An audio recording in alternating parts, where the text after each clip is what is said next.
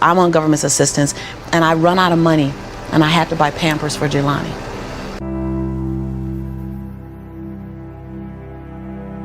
And I had $11.42 in the bank. And I remember wrapping my son in a towel for 2 days. I remember the second day, like you said, I had my hand on Jelani's stomach, and I said, "Don't worry, baby. Mommy will never be this broke or broken again." And that day, what shifted for me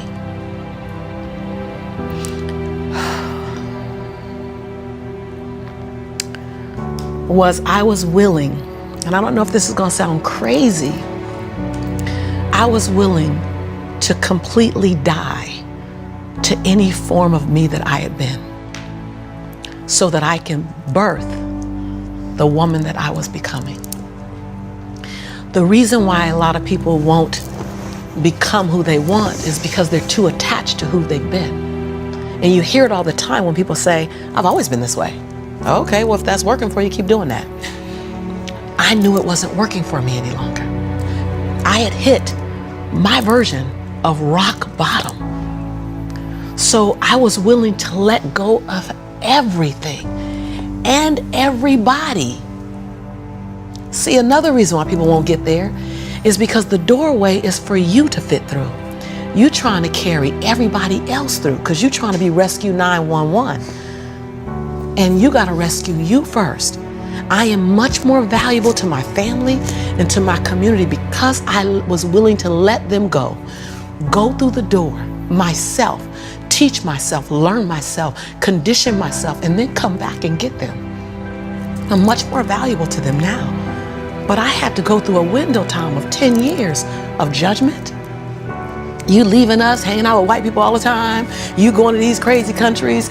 We don't know what you. I had to be willing to allow my conviction to make me inconvenienced. See, we want to grow, but we want to stay liked by everybody. I was willing to be my own rescue at the risk of your approval. But most of us aren't like that. Facebook is an example. We want to be liked. Well, I woke up and I like myself today, so your like is extra. My job is to like me first. I was willing to say every day, "Lisa, you like you? Lisa, are you proud of you? Lisa, are you playing full out?" Every day before I checked in with anybody else. I was willing to inconvenience my entire life. My entire life. I was willing to disrupt my entire life to buy my future, to buy my possibility, to give my dream a chance. See, we're not supposed to tuck our dreams in on the pillow when we get up in the morning. We're not supposed to leave them at home and go and fulfill somebody else's dream. We're not supposed to do that. That's not what we're wired to do. That's not who we are. Your human spirit doesn't care about the economy. The human spirit doesn't care that my son's father went to prison.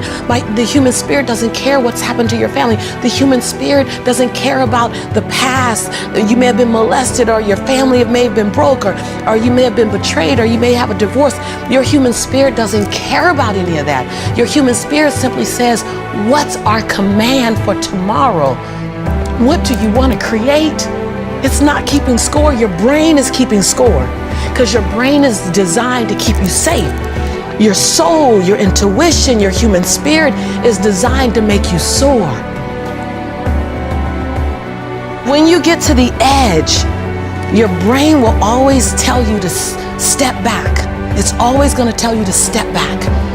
Because you can fall. Always. It's going to tell you to step back. Because before you fell, the last time you did this, you saw someone else fail. You could hurt. You could be off work. It's going to tell you. It's designed to keep you safe.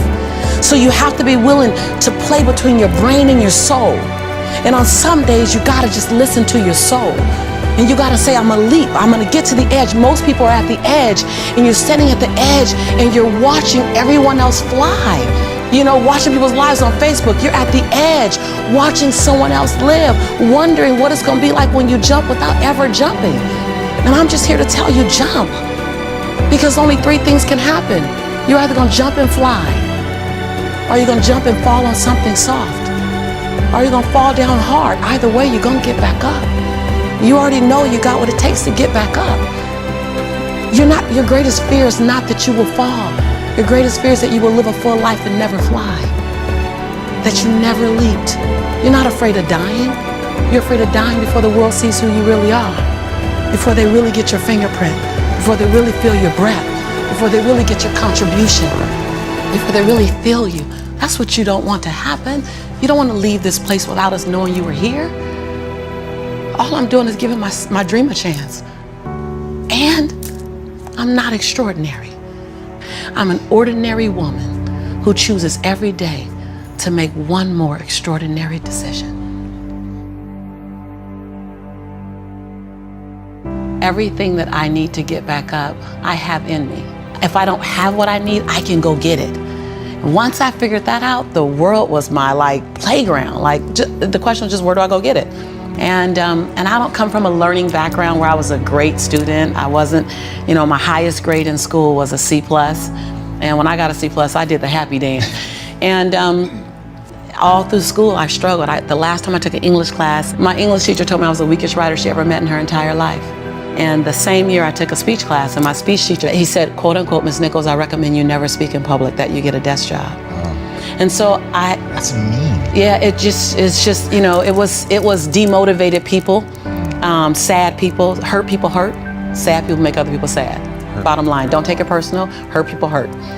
See, most people want the convenience of transformation without the inconvenience required for transformation. So if you want to have a conviction for something, you have to sign up to be inconvenienced. I'm just gonna go after it. If I die, I'm gonna die on the treadmill, like Will Smith said. I'm gonna be on the treadmill running. I'm just not gonna stop, because I believe all things are available to us. I'm just willing to go after them. Are you willing? And then that is so disruptive, because then you gotta make a decision. Because it's easier to live inside the parameters of, well, as a black woman, well, as born and raised in South Central, well, I'm dyslexic. I wrote 7 books, I'm dyslexic. So just knowing, I'm not perfect. What I do really well is I manage my imperfection well. And so we're all waiting for perfect. It's an illusion that will never come to you, and it's an excuse to never show up and play. Your story is not meant to be your fortress. Your story is meant to be your fuel. Any story. The beauty of me being one of the top 1% earners in America is that I was on government's assistance. Right. That's the beauty. Come on, it wouldn't be a big deal if my family was rich, whatever. I'm supposed to do something. The beauty is that when you show the little engine that could story, I'm not gonna run fast, but I ain't gonna stop running. I might slow down and have to breathe and catch my breath, but I'm not stopping, because I believe all things are available to all of us, and good people should do well. Because when good people do well, good people just do more good in the world.